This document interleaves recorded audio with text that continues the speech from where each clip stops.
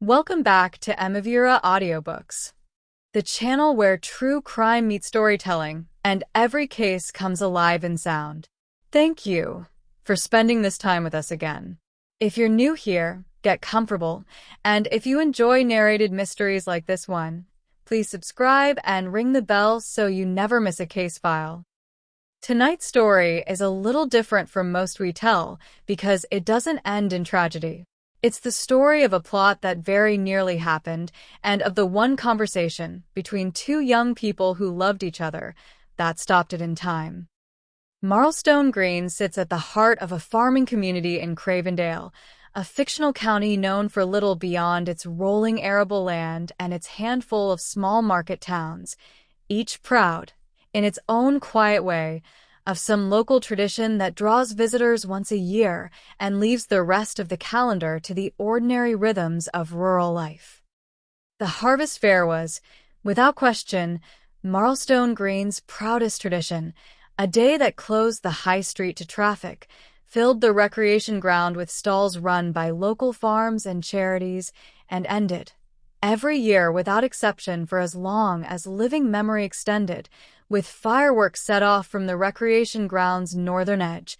watched by families spread out across blankets on the grass below. It is difficult to overstate, residents have since said, just how deeply and unquestioningly safe that day had always felt, which is precisely what made the events of one particular September so difficult, in retrospect, for the town to fully absorb.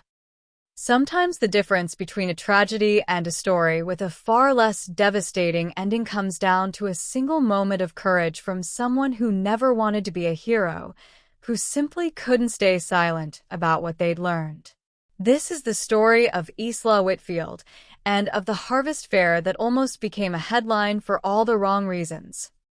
In the small market town of Marlstone Green, in the fictional county of Cravendale, the annual harvest fair had been held on the last Saturday of September for as long as anyone in the town could remember. A day of stalls, a produce competition, a beer tent, and by evening, a fireworks display that drew visitors from villages for miles around.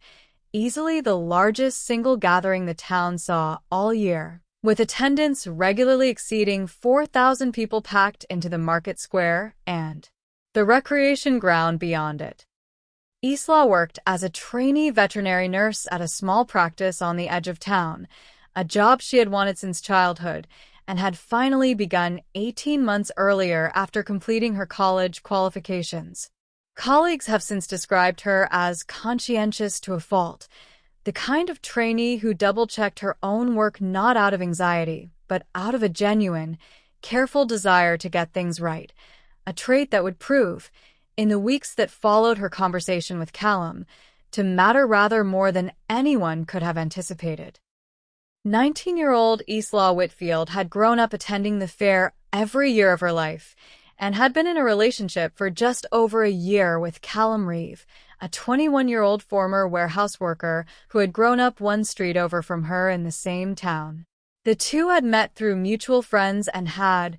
by most accounts, a relationship that seemed, from the outside, entirely unremarkable, the kind of steady, quiet young romance that nobody in Marlstone Green thought twice about.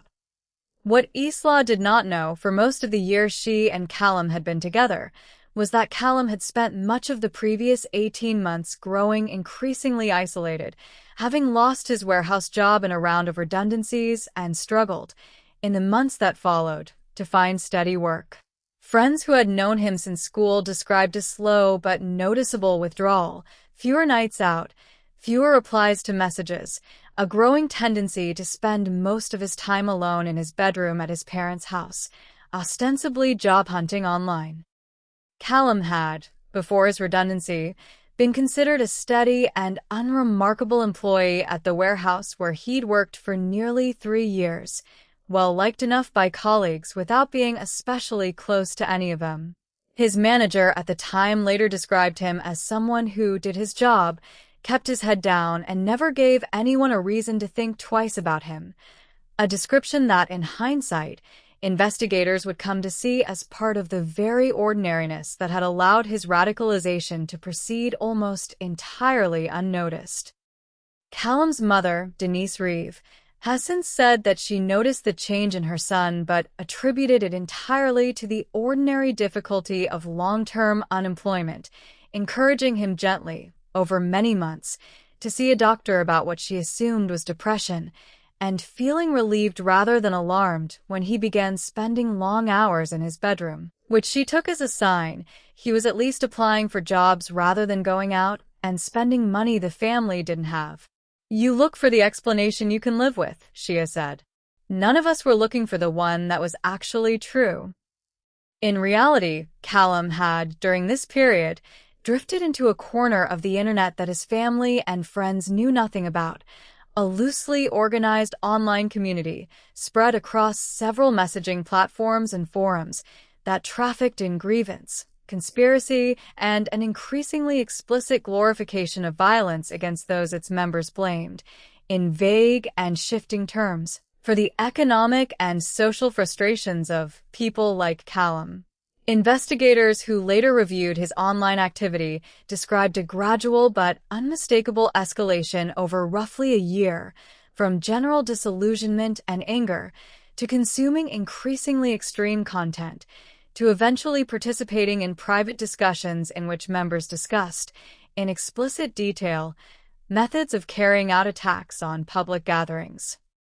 A specialist in online radicalization who later gave evidence at Callum's trial described this trajectory as depressingly familiar: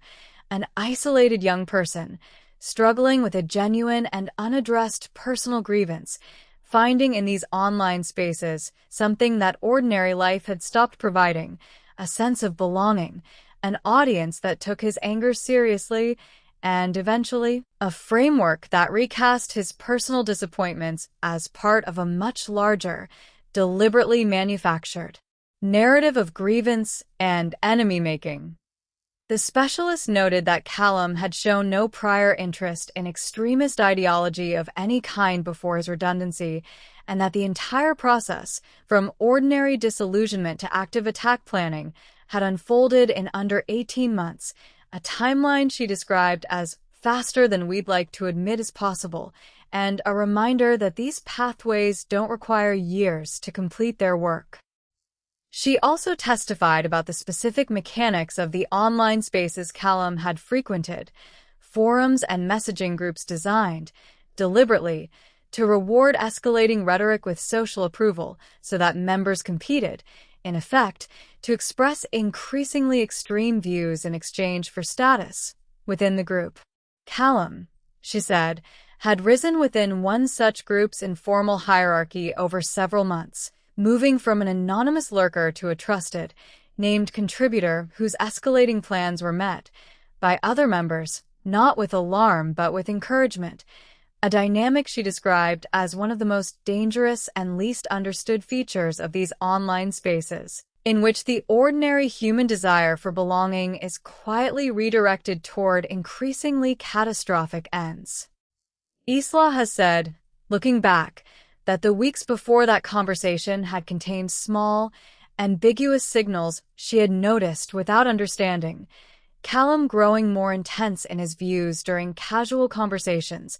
a tendency to bring up grievances about the world seemingly unrelated to anything in his own daily life. An evening where he had grown unusually agitated watching a news report about an unrelated public event. None of it, she has said, had struck her at the time as anything more than a boyfriend going through a difficult period after losing his job, the kind of frustration she assumed, reasonably enough, would fade once he found new work. In early September, 3 weeks before the Harvest Fair, Callum told Isla something that she has since said she still struggles to fully process, even years later. During what began as an ordinary evening at his parents' house, Callum told her, calmly and without any apparent distress, that he had been planning to do something at the fair, that he had acquired the components for a homemade explosive device through instructions found on the forums he had been frequenting, that he had a specific plan for where and when to detonate it during the fireworks display, when the crowd would be at its densest, and that he had been assembling the device, piece by piece, in a locked shed behind his parents' garden for the better part of 2 months. Isla has described the moment as one in which her entire understanding of the person she loved seemed to collapse and reassemble itself within the space of a single conversation. She has said that Callum spoke about his plan almost matter-of-factly, framing it not as an act of hatred but, in his own words, as something that would finally make people understand a frustration he felt he had spent 2 years failing to articulate any other way, a justification Isla has since described as the most frightening sentence I have ever heard another human being say, because he really believed it made sense. Isla did not confront Callum directly, or attempt to talk him out of his plan in that conversation, a decision she has since said she made instinctively, out of fear that doing so might accelerate his timeline or cause him to conceal his activities more carefully than he already had. Instead, she left his house that evening as though nothing unusual had happened, went home, and told her mother, Isla Whitfield, everything Callum had said. Isla has since described the days between the conversation with Callum and the one with her own mother as the loneliest of her life. She continued to see Callum during that period, exchanging ordinary messages and even meeting him once for coffee, terrified the entire time that some change in her behavior might alert him that something had shifted. She has said she barely slept, replaying the conversation constantly, torn between a lingering, irrational hope that Callum had been exaggerating or testing her somehow, and a growing, sickening certainty that he had meant every word. Isla Whitfield has described that conversation with her daughter as the most frightening 10 minutes of her life, not only because of what it revealed about the danger facing the town, but because of the impossible position it placed Isla in, torn between loyalty to someone she loved and a responsibility to a town full of people, including her own family, who would be at the fair in 3 weeks' time. Karen did not hesitate. Within the hour, she had called the police's anti-terrorism hotline, and within a further 2 hours, officers from a regional counterterrorism unit had arrived at the Whitfield house to interview Isla directly. The officers who conducted that first interview later described Isla as remarkably composed given the circumstances, providing a detailed, chronological account of everything Callum had told her with a precision they said made their subsequent corroboration work considerably easier than it might otherwise have been. One of the interviewing officers, a detective sergeant with several years of counterterrorism experience, has since said that Isla's clarity under such extraordinary pressure was, in her professional opinion, one of the more remarkable things she had witnessed in her career, not because Isla showed no fear, but because she managed to set it aside, methodically, for exactly as long as the interview required. What followed was, by necessity, an investigation conducted with extraordinary care and speed. Detective Chief Inspector Farah Malik, who led the operation, has since described the challenge facing her team. They had 3 weeks to build a case robust enough to justify Callum's arrest and the safe recovery of any device he had constructed, without alerting him to the fact that his plan had been discovered, and without exposing Isla, whose identity as the source of the tip had to be protected at all costs, to any risk. DCI Malik has described the initial 48 hours after Isla's interview as among the most operationally intense of her career, a small team working through the night to prepare the legal authorization required for surveillance, while simultaneously beginning the delicate work of assessing whether Callum posed such an immediate threat that an earlier, less prepared intervention might be necessary regardless of the risk to the ongoing investigation. Ultimately, careful review of Isla's account, cross-referenced against what limited open-source information could be gathered about the online forums Callum was known to frequent, persuaded the team that the timeline she had described, an attack planned for the fireworks display, still nearly 3 weeks away, could be trusted, allowing the surveillance operation to proceed at the necessary pace rather than forcing a premature and less evidentially secure arrest. Surveillance was placed on Callum's movements and communications under judicial authorization obtained within 48 hours of Karen Whitfield's call. Officers confirmed, through monitored online activity, that Callum continued to discuss his plans with contacts on the extremist forums he frequented, providing investigators with corroborating detail that closely matched what Isla had reported, including references to the shed behind his parents' house and to a specific date and time tied to the fireworks display. The 3-week operation required careful coordination not only with Callum's own movements, but with the town's ordinary rhythms. Officers needed to avoid any change in visible policing that might tip off Callum or his online contacts that his plan had been discovered, all while quietly beginning preparations for the possibility that the fair itself might need to be cancelled or dramatically restructured at short notice if the device could not be safely recovered beforehand. DCI Malik has since described briefing the town's mayor and a small number of fair organizers under strict confidentiality, one of the more difficult conversations of her career, watching people who had spent months planning a beloved community event absorb, in real time, exactly how close it had come to catastrophe. 10 days before the harvest fair, having gathered sufficient evidence to act, armed officers executed a coordinated raid on the Reeve family home. Callum was arrested without incident in his bedroom, while a separate team entered the locked garden shed and recovered a partially assembled device, along with a quantity of chemical components, wiring, and a handwritten notebook in which Callum had recorded, in unsettling detail, his intended timeline for the day of the fair, including the specific vantage point from which he had planned to be standing when the device detonated. The raid itself was, by design, one of the most carefully choreographed operations the Regional Counterterrorism Unit had conducted in several years. Officers rehearsed the entry sequence multiple times in the days beforehand using a mock-up of the Reeve family's property, accounting for every contingency the team could anticipate, including the possibility that Callum might attempt to detonate an incomplete device rather than surrender, a scenario specialists judged unlikely given the device's incomplete state, but one they were nonetheless required to plan around. In the event, the arrest itself proved almost anticlimactic by comparison. Callum, woken from sleep by officers entering his bedroom, offered no resistance whatsoever, later telling investigators he had, in some strange way, felt relief rather than panic in the moment of his arrest. Denise and her husband, still asleep when armed officers entered their home shortly before dawn, have described the raid as the moment their entire understanding of their son's life was upended in a matter of minutes. Denise has said she initially assumed,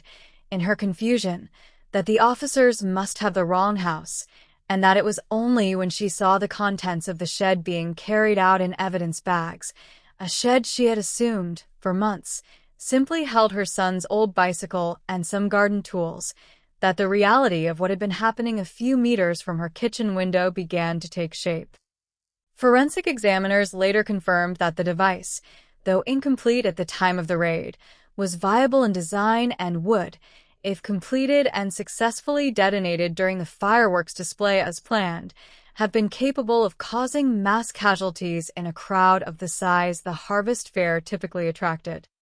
The town of Marlstone Green learned of the raid within hours, though the full details of what had been planned and how close it had come to succeeding were not made public until Callum's trial began some 14 months later. In the intervening period, residents were told only that an individual had been arrested in connection with a potential threat to public safety that had been successfully disrupted, a deliberately vague statement that fueled considerable local speculation but that investigators felt was necessary both for operational reasons and to protect Isla's identity for as long as possible.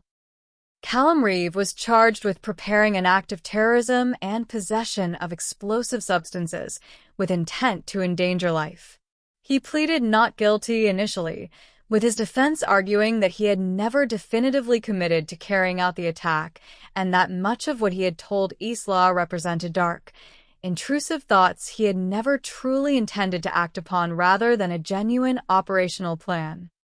The trial drew significant national attention once the details became public, not least because cases involving a threat disrupted specifically through a partner's disclosure, rather than through conventional intelligence gathering, remained relatively unusual within counterterrorism prosecutions at the time. Several national newspapers ran feature pieces exploring the broader phenomenon of what one headline called the conscience clause, the small but significant number of plots across the country that have been foiled specifically because someone close to the perpetrator chose, at great personal cost, to come forward. Isla's anonymity meant she could not be named or interviewed for any of these pieces, though several attempted, unsuccessfully, and to Karen Whitfield's considerable irritation, to identify her regardless.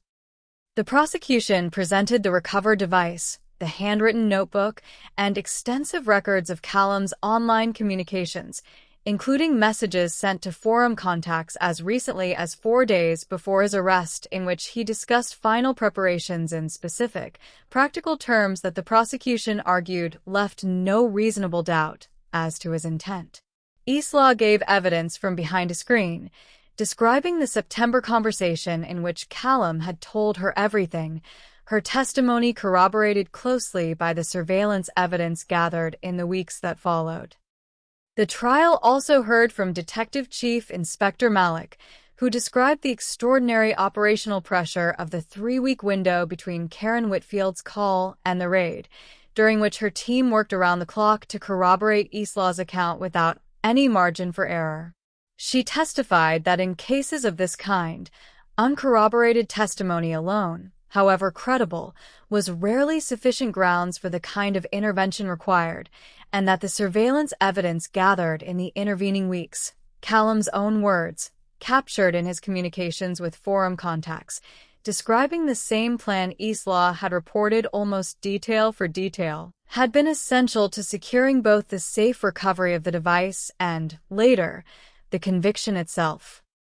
Callum's defense called a psychiatrist who testified that he showed signs consistent with depression and social isolation dating back to his redundancy, and argued that this context, while not excusing his actions, should be considered in sentencing. The prosecution did not dispute that Callum had been struggling in the period before his radicalization, but argued firmly that thousands of people experience job loss and isolation without ever planning to kill strangers at a public event, and that whatever personal difficulties had preceded his radicalization could not be allowed to diminish the calculated, months-long nature of what he had actually done.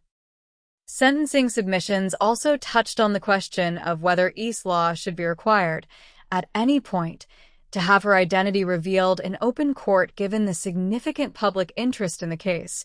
The judge ultimately ruled that the anonymity order would remain in place indefinitely, describing the protection of witnesses in cases of this kind as essential to ensuring that others in similarly difficult positions would feel able to come forward in future, without fear of public exposure.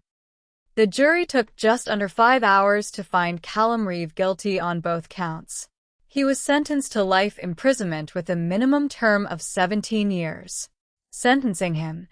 the judge told Callum that the only reason his trial was taking place in a courtroom rather than the town being forced to hold funerals was the extraordinary courage of a young woman who chose, at considerable personal cost, to tell the truth about someone she loved, a statement that was widely reported and that brought Isla, present in the public gallery, to tears.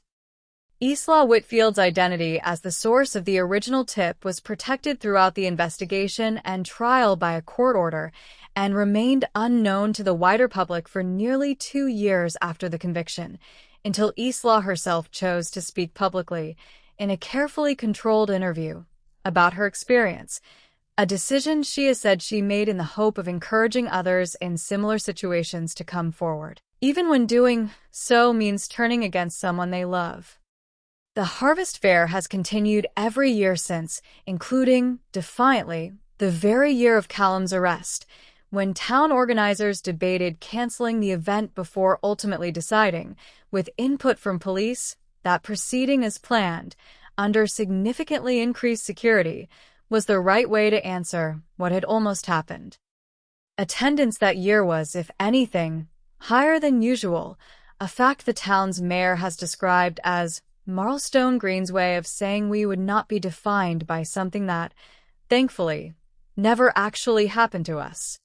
Extra security measures introduced that first year, including a modest increase in visible policing and a temporary restriction on unattended bags near the recreation ground, have since become a permanent, quietly accepted part of the fair's annual planning, a small and largely unremarked upon legacy of a threat most attendees still know nothing about.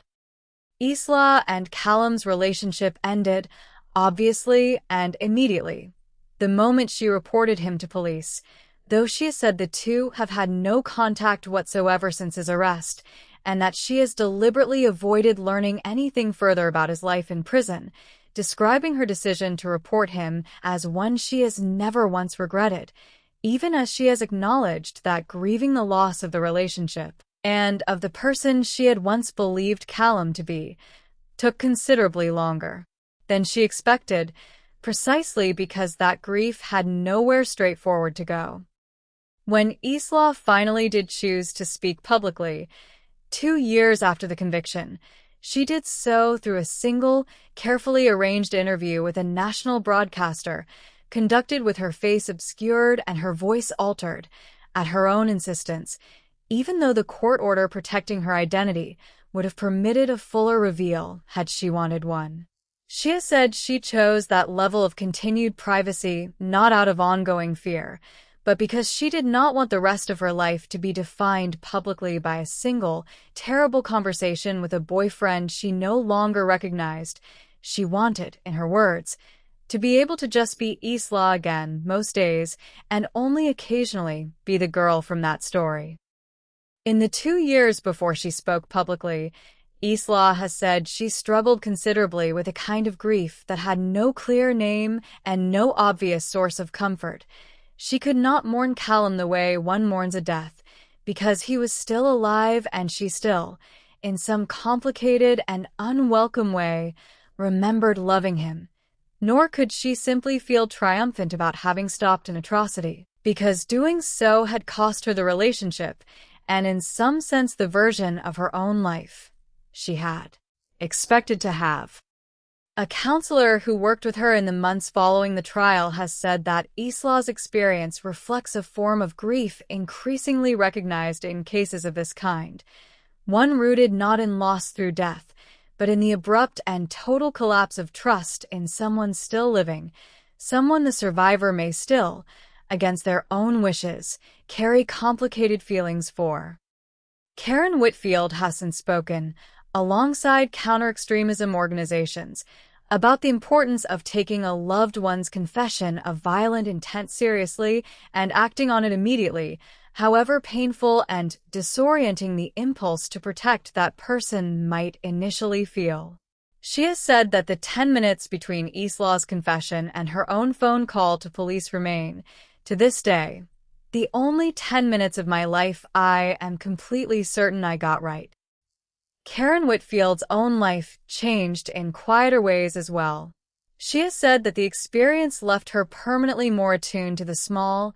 easily dismissed signals other parents in her circle occasionally mention about their own teenagers and young adults, a friend's son withdrawing socially, a neighbor's daughter spending unusual hours online, and that she now finds herself, more often than she once would have, gently encouraging those parents to ask more direct questions sooner rather than later,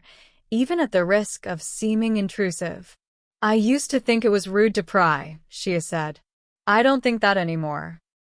Denise Reeve, Callum's mother, has taken a different but related path in the years since her son's conviction, becoming, somewhat unexpectedly, a volunteer for a helpline that supports family members who suspect a loved one may be at risk of radicalization. She has said she does this not to excuse what her son did, which she has described as unforgivable, but because she recognizes, with painful clarity, how many of the warning signs she now understands were visible to her the entire time, had she only known what to look for. She speaks regularly to other parents in similar positions of uncertainty, encouraging them to seek help and ask direct questions long before a situation reaches the point Callum's did.